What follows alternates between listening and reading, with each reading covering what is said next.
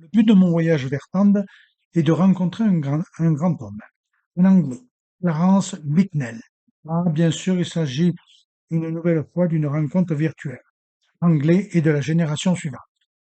Mais il s'agit d'une personne si importante pour la connaissance de la montagne des Alpes-Maritimes. Son domaine est plutôt celui de la Roya. Bref, il arriva à Bordighera à 36 ans, en tant qu'aumônier de son église. On était en 1878. Il faut dire que la Riviera était déjà le lieu de résidence d'une importante colonie britannique. C'est là qu'il abandonna la foi pour se consacrer à une autre vocation, celle de l'espérance. Vous savez, cette langue universelle, destinée à assurer des ponts entre les humains.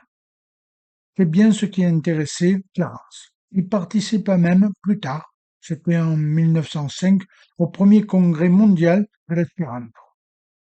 Depuis Bordighera, où il avait acheté une villa, il s'intéressa à connaître la région et en 1881, il découvrit les mines de Tende, dans la vallée de la Minière.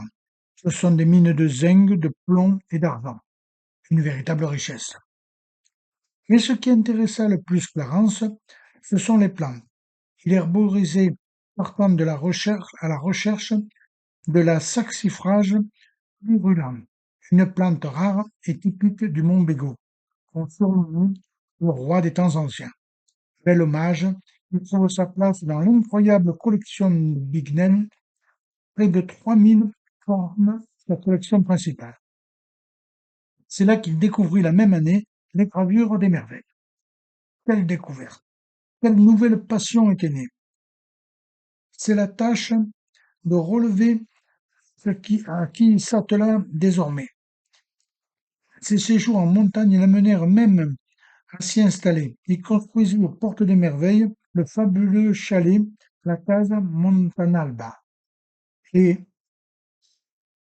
à l'intérieur, il l'orna de décors floraux et de dictons en espéranto. Tout le personnage était là. Mais il vous reste sans doute une autre découverte à réaliser. Si vous n'avez pas encore quelques jours de villégiature devant vous, allez à Bordighera. Allez voir sa maison, un musée dans un environnement magique, une plongée hors du temps.